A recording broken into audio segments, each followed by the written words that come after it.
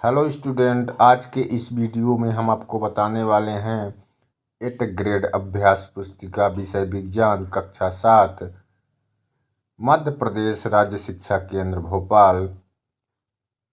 यहाँ पर आप देख सकते हैं वर्ष 2023-24 की ये बुक है, नई बुक है। और आज हम आपको कक्षा 7 का अध्याय 3 विषय विज्ञान से पढ़ाने वाले हैं और पूरा आपको भरवा देंगे, कंप्लीट करवा देंगे। यदि हमारा वीडियो आपको अच्छा लगता है तो हमारे चैनल को कर दीजिए आप सब्सक्राइब और बेल आइकन को प्रेस कर ऑल ऑप्शन को सेलेक्ट करिए। बेल आइकन मतलब घंटी को दबाकर ऑल ऑप्शन को सेलेक्ट करिए ताकि जो भी वीडियो हम अपने यूट्यूब चैनल पर अपलोड करें उस वीडियो का नोटिफिकेशन आप तक सबसे पहले पहुंच सके। तो जैसा कि हम आपको अध्याय फर्स्ट पढ़ा चुके हैं पादपों में पोषण के बारे में, और अध्याय 2 प्राणियों में पोषण, इसको भी पढ़ा चुके हैं, भरवा चुके हैं, कंप्लीट करवा दिए हैं 2 अध्याय। आज हम तीसरा अध्याय आपको भरवाने जा रहे हैं ऊष्मा। इस अध्याय को ऊष्मा, जिस अध्याय का नाम ऊष्मा है, उस अध्याय को आपको भरवाने जा रहे हैं। तो यहाँ पर आप देख सकते हैं अध्याय 3 आ गया है ऊष्मा। ओके, तो यहाँ पर आप देख सकते हैं कि यहाँ पर जैसे लिखा है वर्षा, सूर्य, गर्म पानी, गर्म प्रेम, स्त्री, जलती हुई मोमबत्ती, गैस पर रखा गर्म तवा, ये सब दिए गए हैं आपको यहाँ पर। तो इस जो लिखा गया है वही सेम चित्र भी दिया गया है, तो उसी आधार पर आपको ऊपर भरना है। तो आप भर सकते हैं जहाँ जैसे सूर्य, तो सूर्य का वहाँ सूर्य भर सकते हैं। इस प्रकार से इजी है। आप चलिए रिक्त स्थानों की पूर्ति करते हैं। पहला है ताप का मापन तापमापी से किया जाता है। 5 ऑप्शन दिए हैं, 5 में से एक एक करके भरना है आपको रिक्त स्थान में। तो पहले वाले में क्या भरेंगे? तापमापी। दूसरा क्या है? मानव शरीर का सामान्य तापमान, तो कितना है? 37 डिग्री सेल्सियस। क्या भरेंगे दूसरे में? 37 डिग्री सेल्सियस। तीसरा है ऊष्मा का प्रवाह सदैव गर्म वस्तु से ठंडी वस्तु की ओर होता है। क्या भरेंगे तीसरे में? ठंडी भरेंगे। चौथा है रबर, लकड़ी एवं प्लास्टिक ऊष्मा के कुचालक, तो क्या भरेंगे चौथे में? कुचालक भरेंगे, कुचालक होते हैं। फिर पाँचवा है दिन के समय स्थल थल जल की अपेक्षा शीघ्र गर्म होता है। 5वें में भरेंगे गर्म। अब बहुविकल्पी क्वेश्चन आ गए जो पीछे मान लीजिए छूट जाते हैं बोलने में, उसको आप वीडियो को आगे पीछे करके आप बिल्कुल भर सकते हैं, कोई दिक्कत नहीं है। पहला प्रश्न यहाँ पर देख सकते हैं, बूझों को बुखार आने पर डॉक्टर द्वारा उसके शरीर के ताप को मापने के लिए उपयोग किया गया उपकरण क्या है? तो क्या आंसर करेंगे? ए ऑप्शन करेंगे, थर्मामीटर। दूसरा प्रश्न है लोहे के तवे का हत्था लकड़ी का बनाया जाता है क्योंकि लकड़ी होती है, तो क्या होती है लकड़ी? विद्युत की कुचालक। तो इसका मतलब लकड़ी तो विद्युत की कुचालक है, लेकिन यहाँ पर ऊष्मारोधी, उसमें ऊष्मा नहीं यानी गर्म नहीं होता है लकड़ी का हत्था जो है, इसलिए ऊष्मारोधी लिखेंगे। क्या होगा? बी ऑप्शन राइट आंसर आपका हो जाएगा। तीसरा प्रश्न है समुद्री समीर कहते हैं, तो इसका राइट आंसर ए ऑप्शन होगा क्योंकि समुद्र की ओर से आने वाली वायु को समुद्र समीर कहते हैं, इसलिए ए ऑप्शन राइट आंसर। चौथा प्रश्न है डॉक्टरी थर्मामीटर, तो पूरा वीडियो आगे पीछे करके आप देख लीजिएगा। अति लघु उत्तरी प्रश्न आ गया है। प्रश्न है यहाँ पर देख सकते हैं, सूर्य द्वारा पृथ्वी तक ऊष्मा किस प्रक्रम द्वारा पहुँचती है? उस प्रक्रम का नाम लिखना है यहाँ पर। तो विकिरण द्वारा पहुँचती है। क्या लिखेंगे उत्तर? विकिरण द्वारा। फिर प्रश्न 2 है, यहाँ पर आप देख सकते हैं, भरना है आइसक्रीम, फलों का रस, चाय के प्याली में रखी स्टील की चम्मच, ये सब दिया गया है। तो आप ऐसे लिखेंगे यहाँ पर जैसा कि इसमें लिखा गया है। फिर पूछता है कि इसमें से करना क्या है आपको? जैसे कि यहाँ पर आप देख सकते हैं वस्तु में क्या क्या है। आइसक्रीम है, आइसक्रीम यहाँ पर शीतल है, तो यदि तो टिक करना है सही का। यदि गर्म का ठंडा का है ना, तो गर्म का है तो लेफ्ट में, ठंडा है तो गुनगुना है तो राइट में। चम्मच स्टील की रखी जो होती है वो तो गर्म बिल्कुल नहीं होगी, वो सॉरी ठंड नहीं होगी तो गर्म में जाएगा।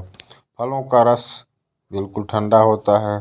और लास्ट वाला क्या करेंगे आप, गर्म वाले में कर देंगे। तो इस प्रकार से आपको टिक कर लेना है लिखकर। डॉक्टरी तापमापी का परिसर लिखना है यहाँ पर, सेल्सियस स्केल फ़ारेनहाइट में। तो यहाँ पर उत्तर लिखेंगे सेल्सियस स्केल। सेल्सियस स्केल में डॉक्टरी थर्मामीटर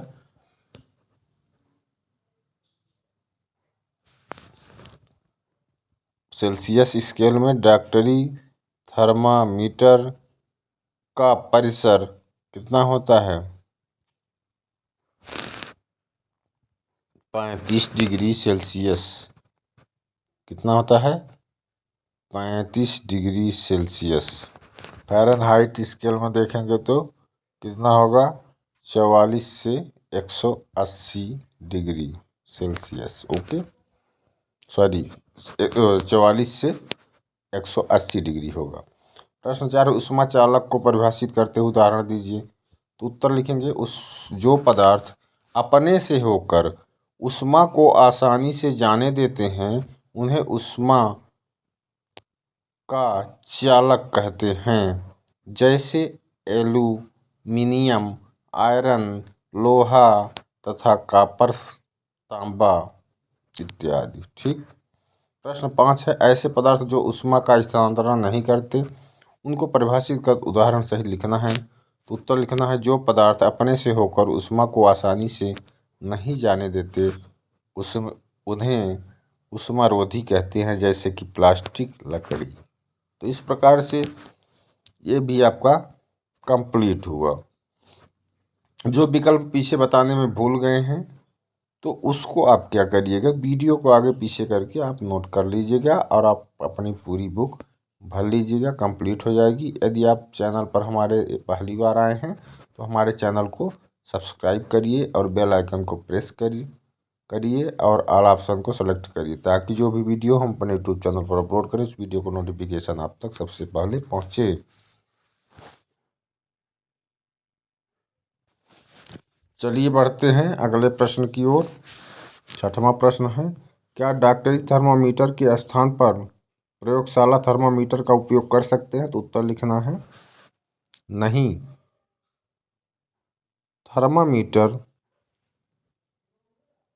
डॉक्टरी थर्मामीटर को केवल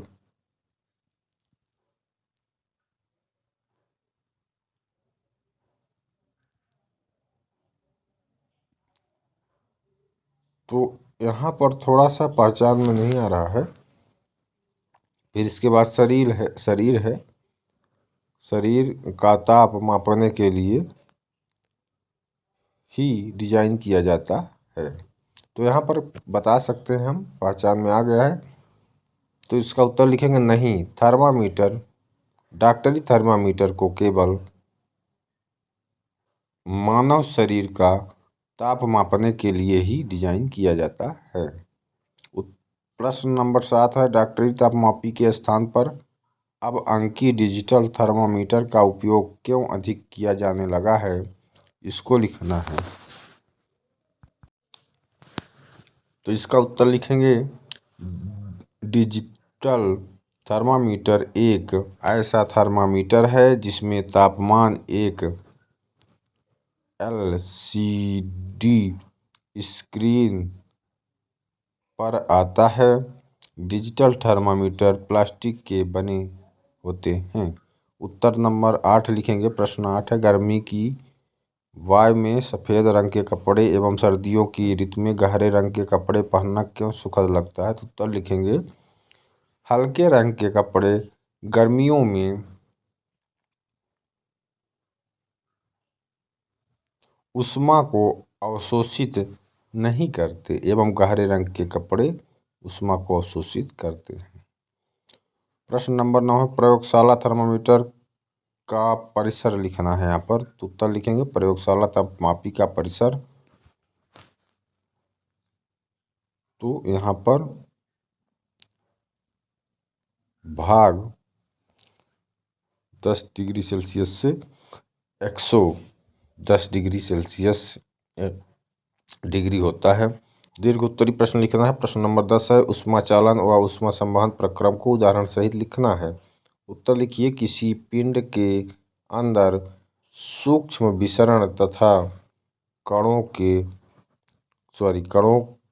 टूटकर के द्वारा किसी पिंड के फिर से लिखना, किसी पिंड के अंदर सूक्ष्म विसरण तथा कणों के टक्कर के द्वारा जो ऊष्मा का अंतरण होता है उसे ऊष्मा चालन कहते हैं। उदाहरण लोहा। जबकि किसी अधिक गर्म पिंड से किसी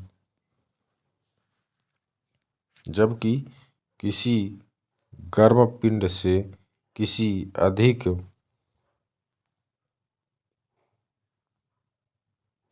पिंड में ऊष्मा के, तो इसको वीडियो को पूरा लिख लीजिएगा आप। अगले प्रश्न की ओर बढ़ते हैं। प्रश्न नंबर है 11, अधिक सर्दियों में आप एक मोटे कंबल या एक के ऊपर एक जुड़े 2 पतले कंबल में से किसका चयन करेंगे या चुनाव करेंगे। उत्तर लिखना, सर्दियों में हम एक के ऊपर एक जुड़े 2 कंबल का चुनाव करेंगे क्योंकि यह ऊष्मारोधी होते हैं और हमें ठंड से बचाते हैं। प्रश्न नंबर 12, डॉक्टरी थर्मामीटर का नामांकित चित्र बनाकर संरचना का वर्णन करना है। इस यहाँ पर चित्र बना हुआ है, आपको केवल पढ़ के बता देते हैं। डॉक्टरी थर्मामीटर में एक लंबी, बारीक तथा एक समान व्यास की कांच की नली होती है। इसके एक सिरे पर एक बल्ब होता है। इस प्रकार से आपको लिखते जाना है।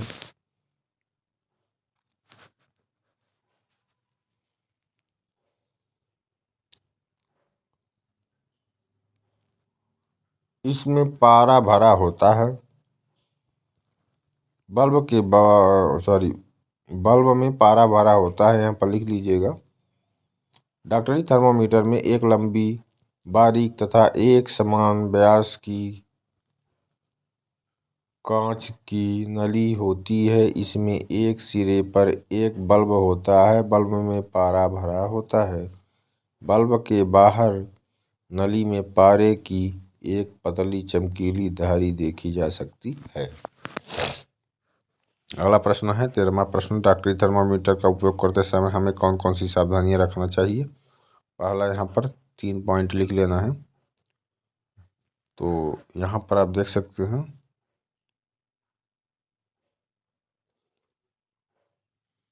गर्म पानी के संपर्क में आने को अनुमति, थर्मामीटर का उपयोग करते समय इसे बल्ब से नहीं पकड़ना चाहिए। थर्मामीटर को धूप या आग के पारा रखने से बचाना चाहिए।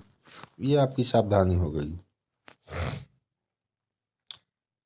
बार बार रिपीट करके कह रहे हैं कि यदि आप चैनल पर नए हैं तो कर दीजिएगा हमारे चैनल को सब्सक्राइब और बेल आइकन को प्रेस कर ऑल ऑप्शन को सेलेक्ट करिएगा, ताकि जो भी वीडियो हम अपने यूट्यूब चैनल पर अपलोड करें उस वीडियो का नोटिफिकेशन आप तक पहुंच सके। और हमारे वीडियो को लाइक शेयर ज़रूर करिएगा ताकि और लोगों तक पहुंच सके, जो सभी के लिए उपयोगी हो। तो जो क्वेश्चन छूट नहीं रहे हैं, पूरा कंप्लीट है, पर मान लीजिए छूट गए हैं तो उसको आप वीडियो को आगे पीछे करके पूरा नोट कर सकते हैं। 14वें क्वेश्चन की ओर बढ़ते हैं। जल समीर एवं थल समीर का चित्र सहित वर्णन करना है। यहाँ पर चित्र नहीं बनाया गया है, केवल वर्णन किया गया है, परिभाषित किया गया है। देख सकते हैं पहले क्या है, जल समीर। तो यहाँ पर जल समीर ना होकर समुद्र समीर होना चाहिए, पर हो गया, वही बात है, वही परिभाषा लिखना है।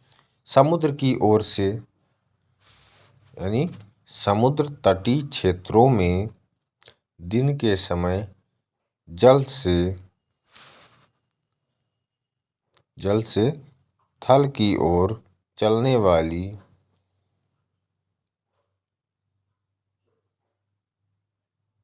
जल से थल की ओर चलने वाली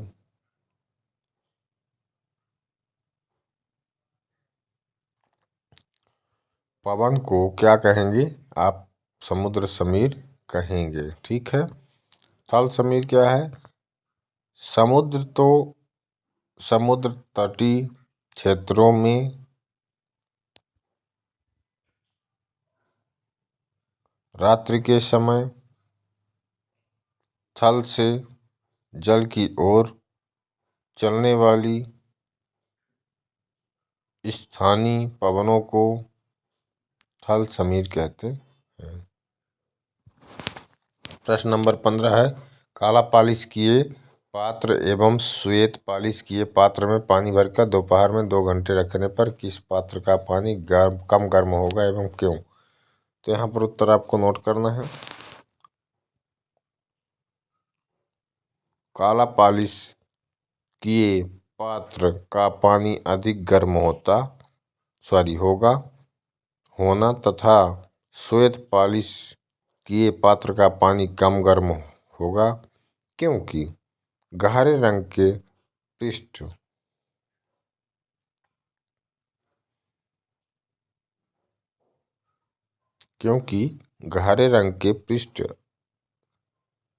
अपेक्षाकृत अधिक उष्मा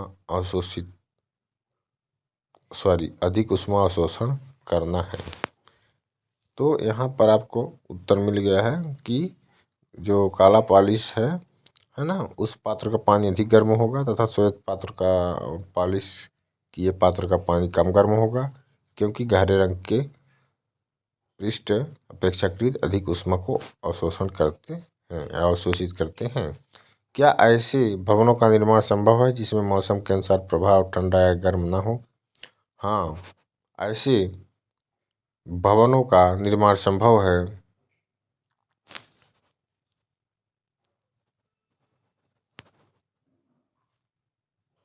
तो ये लिख देंगे आप। फिर इसके बाद निर्माण में है ना, खोखली डेटा का उपयोग किया जाए जिससे उनके वायु की एक परत बंद हो जाए। इस प्रकार से ये आपका 16 उत्तर कंप्लीट करवा दिए हम, और इसको आप भर लीजिएगा। ओके, क्योंकि फिर से बता देते हैं 16वें का लास्ट का। हाँ, ऐसे भवनों का निर्माण संभव है। भवन निर्माण से खोखली डेटा का उपयोग किया जाए जिससे, तो आप भर लीजिएगा। यहाँ पर प्रोजेक्ट फर्स्ट सेकंड 2 है, इसके बाद लास्ट हो जाएगा। फर्स्ट प्रोजेक्ट में आपको क्या करना है, अपने सहपाठी का नाम लिखना है और उसका डिजिटल थर्मामीटर पर तापमान लिखना है। जो भी लिखना होगा तापमान आप लिख सकते हैं, किसी का कम ज़्यादा हो सकता है, बढ़ा घटा। प्रोजेक्ट 2 में किसी डॉक्टर या अपने निकट के किसी स्वास्थ्य केंद्र पर जाइए, डॉक्टर को किसी रोगी का ताप मापते हुए देखिए या जानने का प्रयास कीजिए कि काम में क्या है। तापमापी का उपयोग करने से पहले उसे किसी द्रव में क्यों डुबोते हैं? उत्तर लिखना, तापमापी का उपयोग करने से पहले उसे रोगाणुरोधक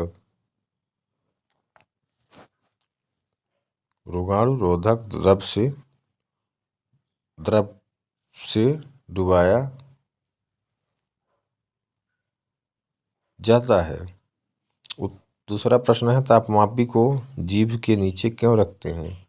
उत्तर लिखना है, क्योंकि ताप वृद्धि के कारण पारा प्रसारित होता है। तीसरा प्रश्न है, शरीर का ताप मापने के लिए तापमापी को मुंह के अतिरिक्त क्या शरीर के किसी अन्य भाग पर भी रखा जाता है?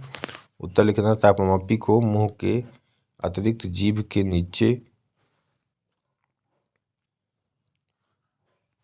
नीचे नमल में रखा जाता है। चौथा प्रश्न है, शरीर के विभिन्न भागों का ताप समान है या अलग अलग है? तो उत्तर लिखना है, शरीर के विभिन्न भागों का तापमान अलग अलग होता है। तो स्टूडेंट, आपको वीडियो यदि हमारा अच्छा लगा हो तो हमारे चैनल को सब्सक्राइब कर दीजिए, बेल आइकन को प्रेस कर ऑल ऑप्शन को सेलेक्ट कर दीजिए, लाइक कर दीजिए, शेयर कर दीजिए, ताकि जो भी वीडियो हम अपने यूट्यूब चैनल पर अपलोड करें उस वीडियो का सबसे